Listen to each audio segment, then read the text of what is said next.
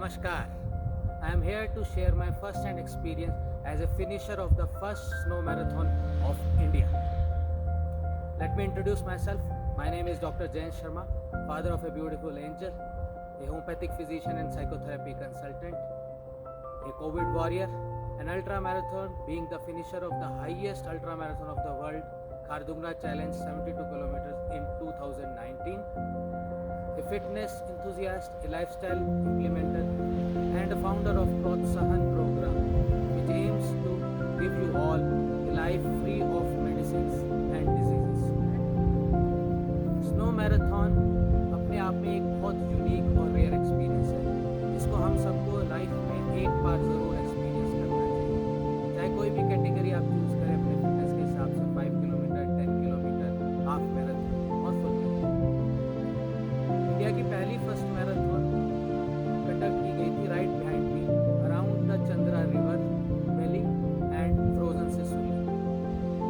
सिसु एक बहुत छोटा सा प्यारा सा गांव है which is situated in the state of Himachal Pradesh, 3 kilometers from the north border of Atal Tunnel on the Manali Leh highway. Snow marathon complete करने के लिए एक पार्टिसिपेंट को सिर्फ एक डिस्टेंस को ही कवर नहीं करना।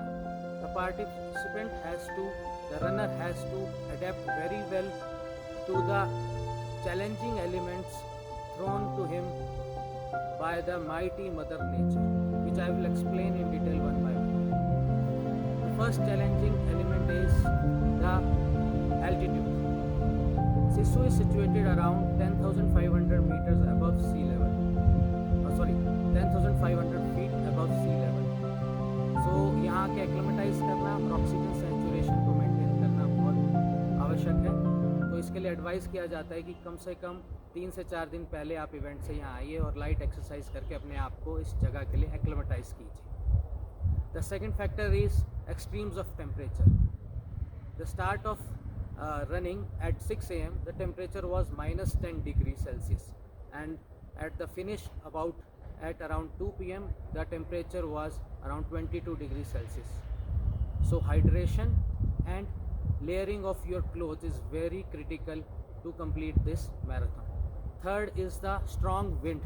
As the running loop is situated in the Chandra River Valley, तो यहाँ बहुत strong winds चलती है which sometimes are against the runner and sometimes behind his back.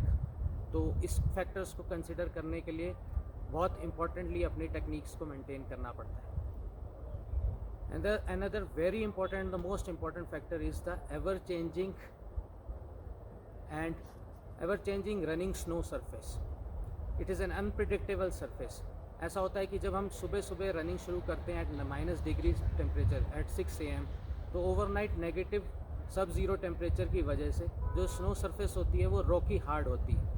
But it's very different from running on A road और ए track, because uneven surface होने की वजह से आपको एंकल इंजरी और नी इंजरी का ध्यान रखते हुए अपने एंकल स्प्रेन से अपने आप को बचाते हुए इस हार्ड रॉकी सरफेस पे रन करना पड़ता है। अदर फैक्टर इज़ अगर आप इस रॉकी सरफेस पे गिरते हैं तो the injuries can be very devastating. And जैसे ही सनराइज़ होता है by the end you end up completing around 20-25 kilometers of running. So around 9:30 AM the sun beats up the valley or snow surface जो top surface है, it starts melting and becoming very softer, and then it's near to impossible to run on that surface. और आप imagine कीजिए by around 11 AM आपके पैर knee deep यानी 1.5 feet कई जगह पे स्नो के अंदर धंस जाते हैं। तो इमेजिन अगर आपका राइट फिट जो है स्नो के अंदर 1.5 फीट धंस गया है और आप सोचते हो कि चलो नेक्स्ट फीट मैं रखता हूँ लेफ़्ट फीट और उससे पिवट लेके मैं निकल जाऊँगा स्नो से, बट इतनी अनप्रिडिक्टेबल सरफेस है कि आपका लेफ़्ट फीट भी 1.5 फीट अंदर है। अब इमेजिन करिए एक सिचुएशन जहाँ आपका राइट और लेफ़्ट दोनों फीट 1.5 फीट स्नो के अंदर है and you try to come up and start running again. ठीक है, तो इसके लिए very strong leg muscles are necessary to complete this and it takes many times the effort while running on a road or a track. तो अब और ये जो पैर धंसने की जो समस्या है ये 1, 2 या 20 बार नहीं होती, it happens around 200 to 300 times throughout the run. तो आप सोचिए कि कितना ज़्यादा एफर्ट लगता है यहाँ पे रन करने के लिए। इसके बाद elevation gain and elevation, each loop of 10.5 kilometres has an elevation gain और लॉस ऑफ अराउंड 450 मीटर्स। तो जब तक आप एक 4 लूप इसके पूरे करते हैं, यानी एक फुल मैराथन पूरी करते हैं, तो एक एक्यूमुलेटेड एलिवेशन गेन अराउंड 2000 से 2200 मीटर का हो जाता है। तो इमेजिन कर सकते हैं कितना ज़्यादा एफर्ट प्लेन रोड रनिंग से ज़्यादा इसमें लगता है। इसके अलावा last but not the least, सूर्य देवता।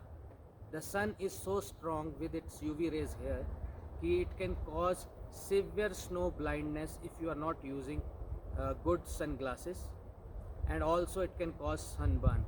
You can see the exposed part of my face here, it's completely sunburned right now. So a good critical good quality UV protected photochromatic sunglasses and a good quality sunscreen is very very critical if you want to complete or attempt this run. In the end, I want to thank all the sponsors, organizers and the loveliest people of SISU, जिन्होंने इतने प्यार से सभी participants का ध्यान रखा और उनकी सेवा की। And a big note of thanks to BRO and Government of India, जिन्होंने इस अटल टनल का निर्माण किया, जिसके बिना इस वेदर में, इस सिचुएशन, इस जगह पे पहुंचना इम्पॉसिबल था, और ये इवेंट होना तो नेक्स्ट टू इम्पॉसिबल था। Thank you all for watching. Do let us know in the comment box about how you feel about this video.